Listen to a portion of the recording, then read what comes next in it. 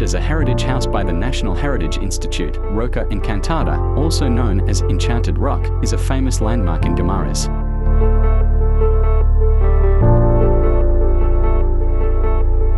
Presentacion Hofileña-Lopez built the Roca Encantada mansion in 1919 after the untimely demise of her husband, former Iloilo Governor Benito Lopez.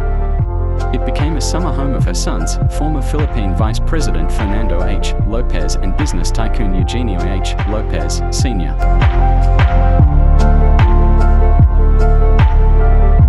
Destroyed by fire in 1926, the house was rebuilt in the 1940s and again in 1999 till 2002 upon the initiative of Lopez Group Chairman Emeritus Oscar M. Lopez, son of Eugenio. From a distance, Roca Encantada, which is nestled on a solitary rock that juts out into the sea, looks like a battleship or an old Spanish galleon camouflaged by the green vegetation of Guimaras Island. The house was built atop a hill and its opulent balconies offer a picturesque view of the beachfront, Iloilo Strait, and La Isla de los Siete Pecados.